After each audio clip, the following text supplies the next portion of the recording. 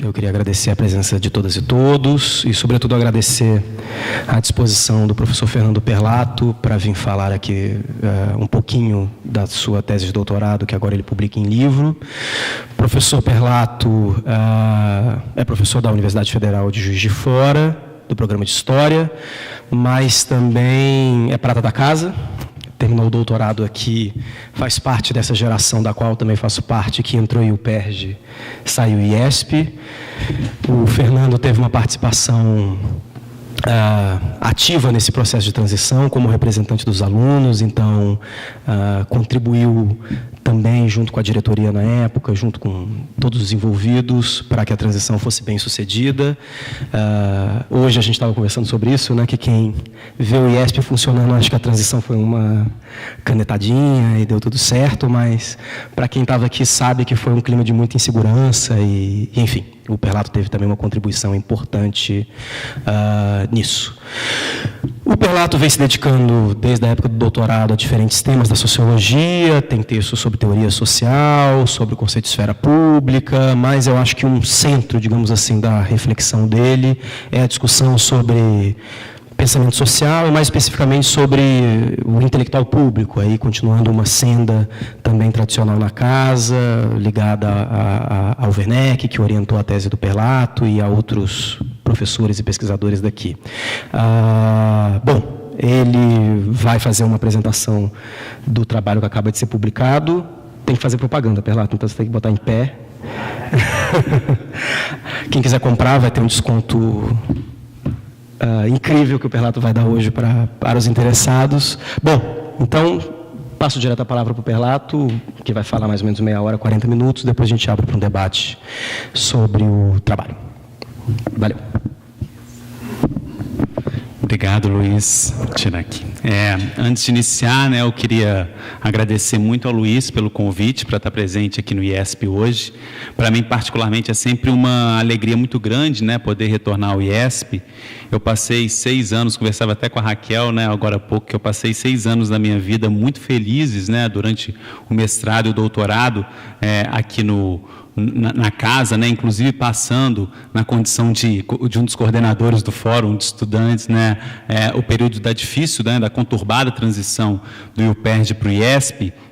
E é sempre muito gratificante poder voltar e, sobretudo, voltar e poder reencontrar amigos e professores que foram tão importantes para a minha formação. Então, depois da defesa, eu já vinha vindo aqui no IESP em outras ocasiões, seja para a banca ou para um seminário também, mas poder retornar agora no ciclo de palestras, para mim é uma alegria e uma satisfação muito grande, é uma honra enorme. Então, agradeço muito sinceramente pelo convite, por essa oportunidade.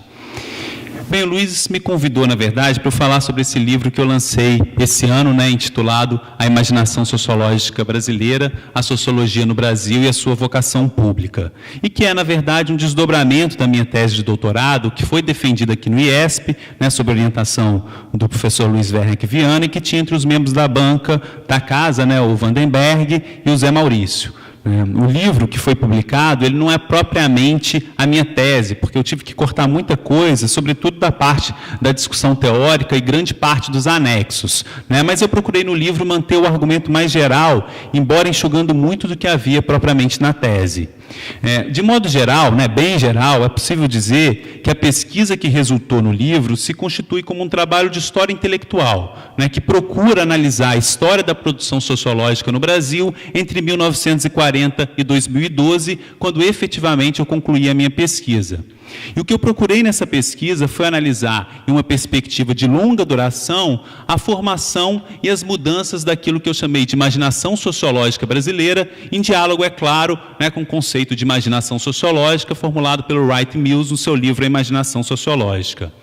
Nessa minha pesquisa, eu me concentrei principalmente na análise de produção de livros de sociologia no Brasil, com o intuito de compreender, sem quaisquer perspectivas ou pretensões de esgotar, quais foram as principais temáticas, os principais objetos, as principais agendas de pesquisa privilegiadas pelos sociólogos brasileiros, desde o início da institucionalização das sociologias nas universidades do Brasil. E para isso, né, na tese mais especificamente, eu fiz um levantamento de livros que foram escritos pelos sociólogos brasileiros entre 1940 e 2012, contabilizando no total 1.865 obras produzidas ao longo desses 70 anos. E para analisar a produção desses mais de 1.800 livros, eu dividi essas obras em 3 grandes momentos: de 1940 até 1964, de 65 até 88 e de 89 a 2012. E em cada um desses 3 períodos, eu separei essas obras em 14 grandes temáticas,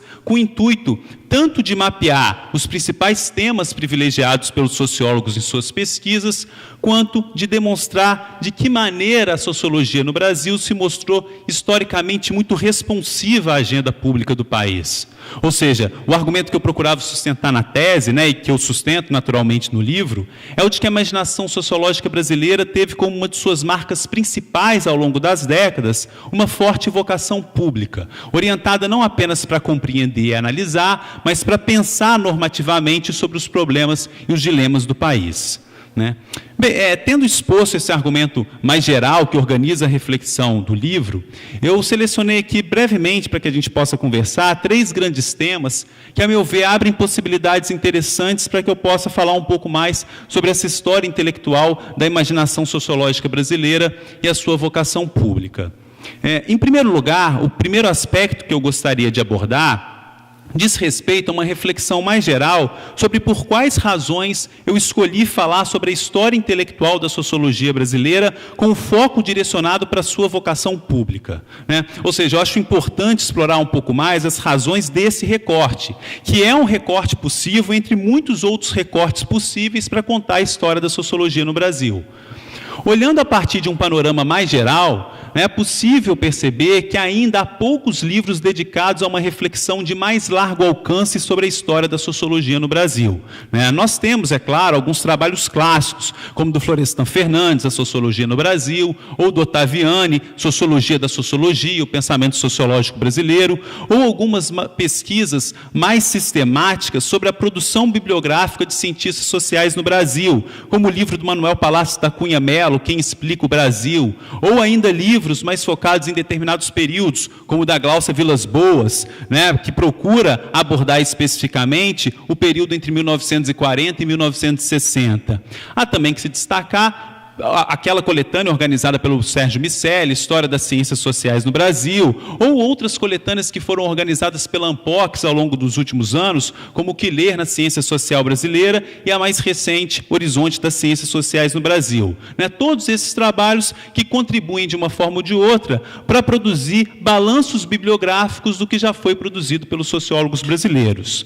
Mas, no geral, todas essas obras, elas são balanços bibliográficos, em geral, recortados, produzidos por sociólogos diversos, ou seja, trabalhos focados em temáticas específicas como violência, urbanização, sociologia da cultura, pensamento social brasileiro. Nós não temos ainda muitos trabalhos que procurem pensar a produção sociológica em uma perspectiva de mais longa duração em torno de um determinado argumento, ou seja, procurando compreender as características mais gerais dessa produção. E eu poderia construir essa narrativa de mais longa duração sobre a história da sociologia no Brasil a partir de diferentes prismas. Eu poderia narrá-la tomando como base escolas específicas de pensamento, ou focando alguns autores fundamentais para o campo sociológico, ou privilegiando a reconstrução das trajetórias de certos personagens ou grupos de intelectuais, ou de determinadas faculdades e instituições que tiveram papel-chave para a construção da sociologia no Brasil. Ou até mesmo eu poderia ter optado por uma abordagem mais internalista ao campo sociológico, privilegiando um mapeamento mais geral, uma perspectiva mais burguesiana, interessada nas disputas entre capitais dentro do campo. Porém, eu escolhi olhar para essa trajetória da sociologia brasileira a partir desse recorte específico, privilegiando um mapeamento mais geral e uma abordagem que eu poderia chamar, de forma reducionista, de uma abordagem mais externalista, ou seja, uma abordagem com a preocupação mais direcionada para a compreensão de que maneira essa produção sociológica se relacionou com as mudanças que ocorreram na sociedade brasileira ao longo das 7 décadas que eu procuro cobrir o meu estudo. E a escolha dessa abordagem externalista, né, na falta de um melhor termo, né, a escolha dessa abordagem externalista, mais preocupada em pensar a relação entre a imaginação sociológica brasileira e a agenda pública do país, ela não se deu de forma fortuita, né, pelo contrário, ela foi deliberadamente escolhida em grande medida como decorrência da minha aproximação durante a tese de uma discussão teórica que ganhou muita força no campo sociológico internacional, nesse período que eu estava fazendo a tese, relacionada ao debate sobre a sociologia pública, né? Essa discussão teórica sobre sociologia pública teve impulso principalmente entre os anos de 2010 e 2014, que coincide justamente com o período do meu doutorado, né? E foi impulsionada pelo então presidente da Associação Internacional de Sociologia, o norte-americano Michael Burawoy, que durante esses anos procurou defender a ideia de que, ao longo das últimas décadas, a sociologia teria perdido, ou pelo menos enfraquecido, a sua dimensão pública, como decorrência do seu processo crescente de profissionalização, institucionalização e burocratização. Seria como se a sociologia tivesse se fechado em uma espécie de redoma de vidro, né, se esquecido do mundo, falando somente para ela mesma, deixando de lado tanto a agenda pública quanto um diálogo mais sistemático com audiências não acadêmicas. Infelizmente, pela questão de tempo, eu não vou ter condições de abordar de forma mais sistemática esse debate impulsionado pelo Burawoy, né? Mas na minha tese eu mapeio essa discussão mais teórica sobre sociologia pública, destacando as suas principais repercussões, controvérsias e desdobramentos em diferentes países, inclusive no Brasil. O que interessa para a discussão aqui mais específica é chamar a atenção para o fato de que essa reflexão mais geral sobre a sociologia pública me chamou a atenção de olhar para a trajetória da sociologia brasileira à luz do debate teórico sobre sociologia pública. Porque esse debate, essa percepção, esse diagnóstico de que a sociologia teria caminhado cada vez mais num sentido de distanciamento da agenda pública, ele não era exclusivo do Burawoy, né? Vários trabalhos que foram publicados, como, por exemplo, um relatório importante que foi publicado no final do século XX, conduzido pelo Immanuel Wallenstein, né? Abrir as ciências sociais, era um relatório que apontava também nessa direção de um certo distanciamento cada vez mais significativo da sociologia da agenda pública. E um aspecto que chamava a minha atenção quando eu comecei a fazer a minha pesquisa sobre a produção de livros de sociologia no Brasil, e que foi percebido, né, é importante destacar, pelo próprio Burawoy em diversos textos escritos por ele, é que, a despeito de ter passado por processos de institucionalização, profissionalização e burocratização, a sociologia brasileira, ao contrário do que se diagnosticava no campo internacional, manteve, ao longo das últimas décadas, muito fortemente a sua vocação pública e suas preocupações orientadas para a compreensão e enfrentamento de temas sensíveis da agenda pública brasileira. Essa nossa experiência sociológica, ou seja, essa história da sociologia brasileira marcadamente pública, me parecia muito interessante de ser investigada, sobretudo em um contexto no qual os países centrais estavam a reclamar a perda da vocação pública de suas respectivas sociologias. Em um contexto também marcado, teoricamente, pelo recrudescimento do debate em torno do pós-colonialismo, em torno do debate de circulação entre teorias dos centros e de países periféricos,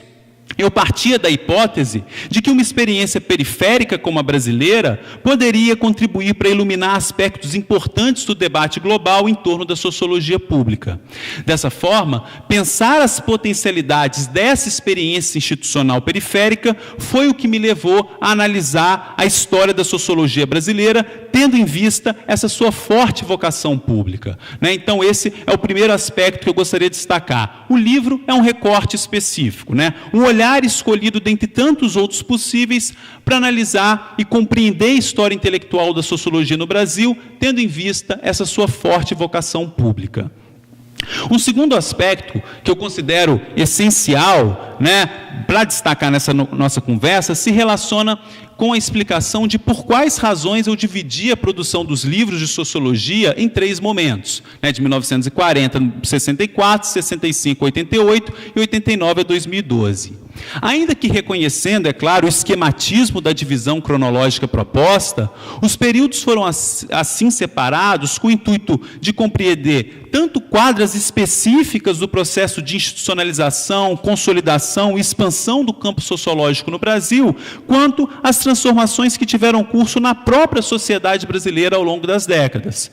O primeiro período, que vai de 40 a 64, ele testemunhou tanto os passos iniciais de institucionalização da disciplina no país, que passou gradativamente a se diferenciar de outros campos do saber, quanto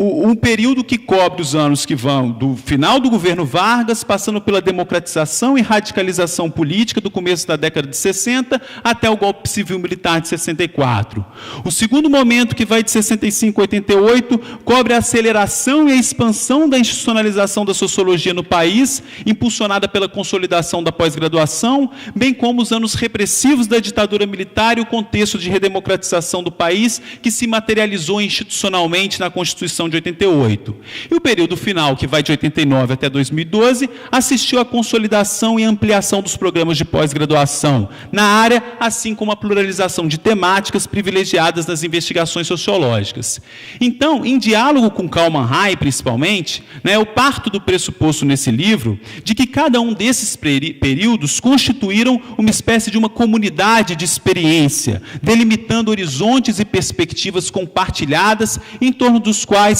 os sociólogos brasileiros elaboraram seus trabalhos em diálogo direto com a agenda pública do país. Então, cada um dos 3 capítulos do livro, o livro ele é composto por 3 capítulos, cada um dos 3 capítulos corresponde precisamente a cada um desses 3 períodos analisados. E em cada capítulo eu procuro, de um lado, em diálogo com a bibliografia já produzida sobre as ciências sociais no Brasil, reconstruir as mudanças institucionais que ocorreram no campo sociológico em cada um desses 3 momentos. E, de outro lado, eu seleciono em cada um dos capítulos 4 grandes temáticas e discussões específicas do campo sociológico para sustentar o argumento de que, a despeito das transformações ao longo das 7 décadas que cobrem o estudo, historicamente a imaginação sociológica brasileira se mostrou fortemente responsiva à agenda pública do país.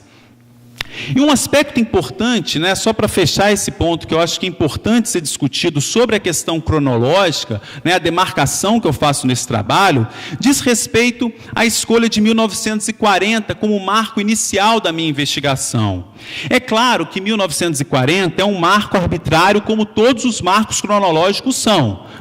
Essa marcação do início da sociologia, ou na verdade a gente poderia pensar das próprias ciências sociais no Brasil, entre 1930 e 1940, ela foi formulada de forma mais sistemática pelo Florestan Fernandes no livro A Sociologia no Brasil, escrito nos anos 70, para demarcar uma separação muito clara, muito definida, entre aquilo que ele chamava de pensamento pré-sociológico e o pensamento sociológico. O pensamento pré-sociológico seria aquele característico dos ensaístas, daqueles que produziram suas obras fora das universidades, sem maiores rigores científicos e metodológicos, como Gilberto Freire, Sérgio Buarque de Holanda, ou os autores vinculados ao Instituto de Estudos Brasileiros, o ISEB, como, por exemplo, Guerreiro Ramos, ao passo que o pensamento verdadeiramente sociológico seria aquele desenvolvido no âmbito da USP, sob a liderança do próprio Florestan Fernandes. Esse marco dos anos 30 e 40 acabou por ser referendado e reforçado por outros estudos que se dedicaram a compreender a história das ciências sociais no Brasil. O próprio livro, a coletânea do Sérgio Miceli, História das Ciências Sociais no Brasil, ele estabelece também 1930 e 1940 como marco fundamental do início das ciências sociais no Brasil. Porém, ao longo dos últimos anos, essa datação dos anos 40, como uma separação muito rígida entre um pensamento pré-sociológico e um pensamento sociológico, começou a ser cada vez mais problematizada. O próprio Vanderlei Guilherme dos Santos, por exemplo, em um dos capítulos do livro Ordem Burguesa e Liberalismo Político, ele publicou um importante texto criticando essa separação e mostrando, por exemplo, as continuidades temáticas que haveria entre aquilo que se chamava de um pensamento pré-sociológico e um pensamento sociológico. Ou seja, nós estaríamos falando mais de continuidades, portanto, do que de descontinuidades. Assim como vão fazer estudos posteriores, a exemplo de uma bela pesquisa que foi defendida aqui na casa, da Anísia Trindade Lima, intitulada Um Sertão Chamado Brasil, no qual ela mobiliza autores como Euclides da Cunha, que escreveu obras como Os Sertões, no início do século XX, para mostrar como que questões vinculadas ao debate sobre sertão e litoral, que serão muito caras à sociologia científica científica dos anos pós-40, a exemplo do livro Homens Livres na Ordem Escravocrata,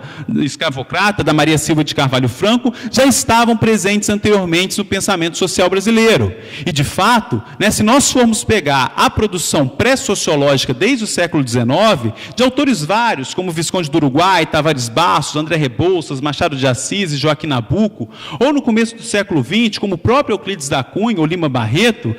nós veremos o quanto é arbitrário estabelecer um corte brusco e muito bem definido entre um pensamento pré-sociológico e um pensamento sociológico.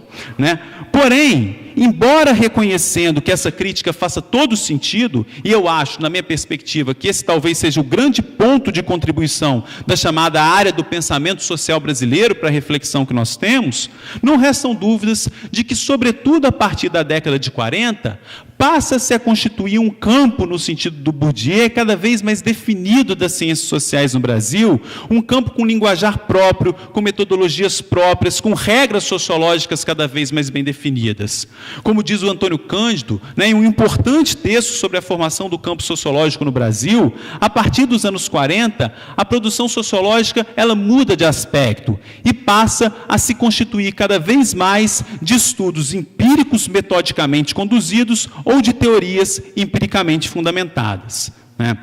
Esse, portanto, é o segundo aspecto. E terceiro aspecto, um terceiro elemento que eu gostaria de destacar aqui para que a gente possa conversar, é falar de forma muito geral, apenas mapeando mesmo, alguns pontos da discussão que eu faço sobre essa vocação pública da sociologia brasileira.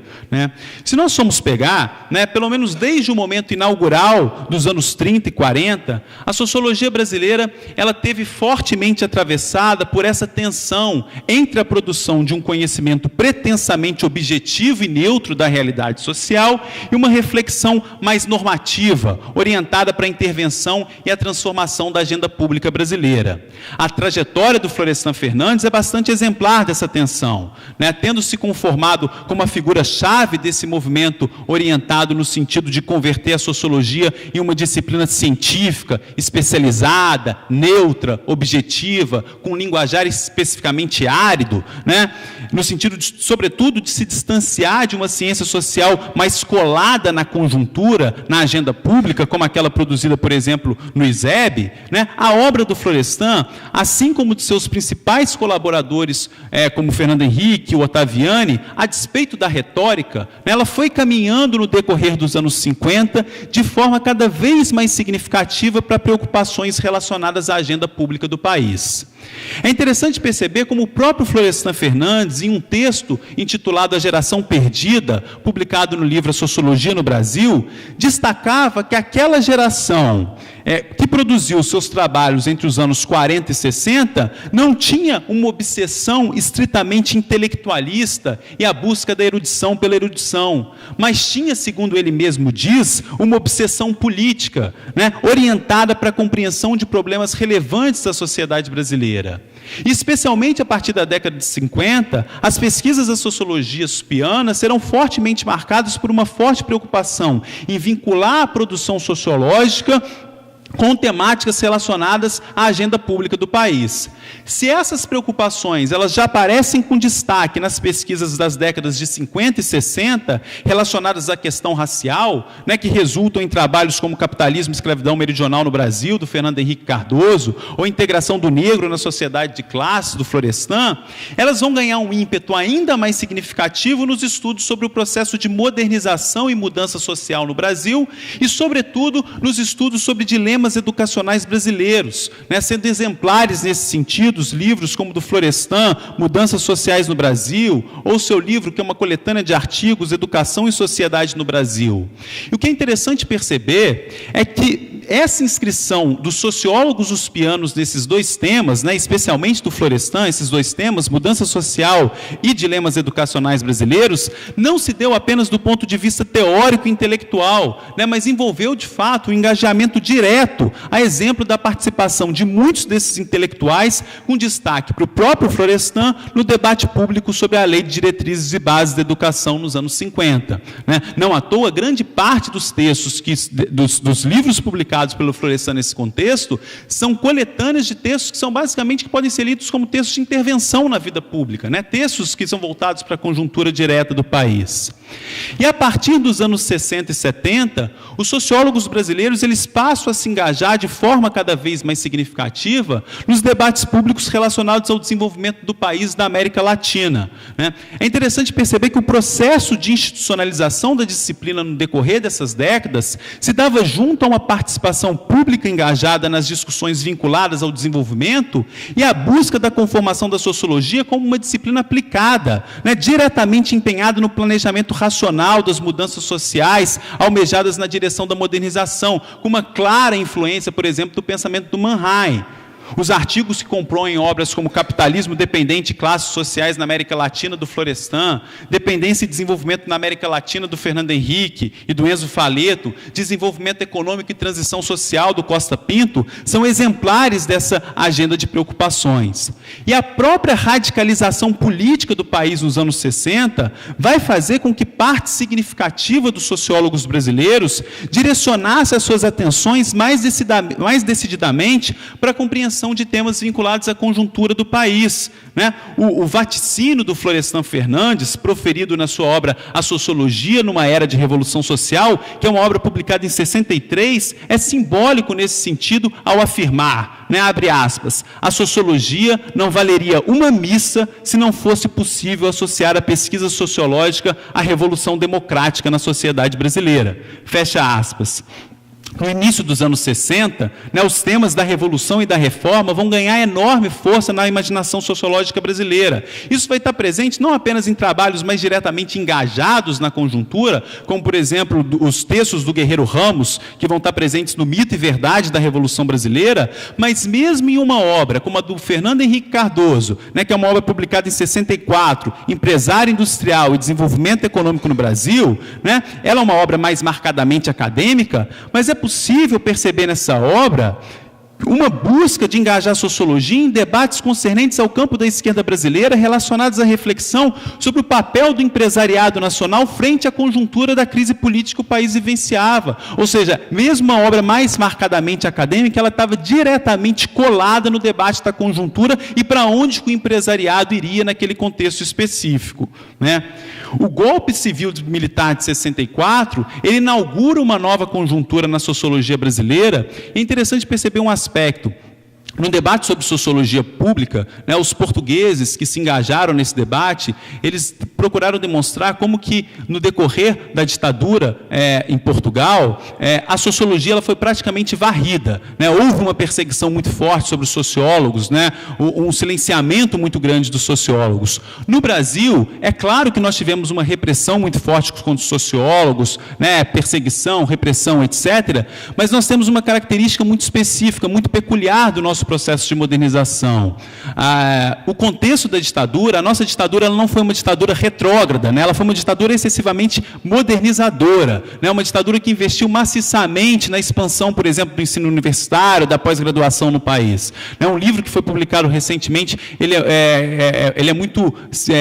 ele reconstrói essa história de forma muito bem feita, que é o livro do historiador Rodrigo Pato Samota, né? As universidades e o regime militar. E ele mostra justamente como que nesse bojo dessa expansão das universidades, do ensino superior nesse contexto, nós tivemos não um processo propriamente de retrocesso da sociologia, pelo contrário, né, a sociologia brasileira, ao contrário de outros contextos ditatoriais, ela não apenas se beneficiou desse processo de expansão, se beneficiou com 1000 aspas, né, sem perder de vista todo o processo de repressão, mas ela se engajou diretamente nos debates públicos concernentes ao Brasil no período da ditadura militar, né? É interessante você pensar, por exemplo, como que as reflexões que são produzidas pelos sociólogos brasileiros no período pós-anos 60 são, em grande medida, colados com o debate da própria conjuntura que estava ocorrendo no país. Por exemplo, a teoria do populismo, né? A teoria do populismo socialismo, que em grande medida que tem como principais representantes o Verfort e o Ottaviani, mas cujas interpretações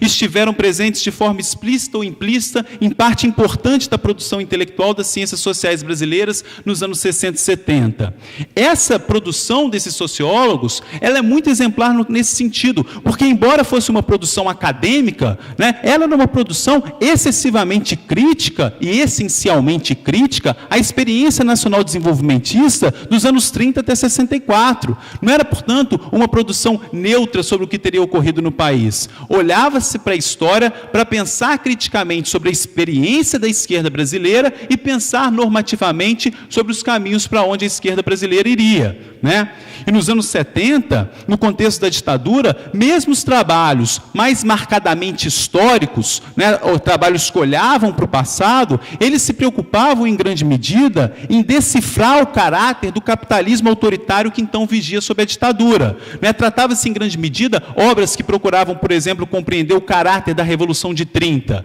né? Obras como, por exemplo,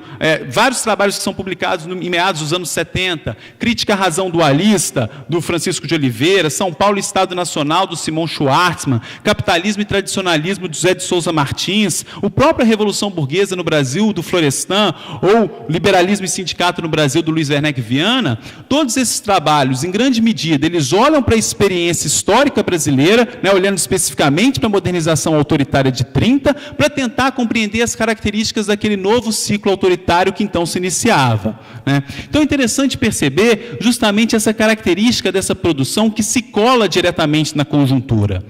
Um aspecto que eu gosto de ressaltar é o seguinte, né, para mostrar como que essa sociologia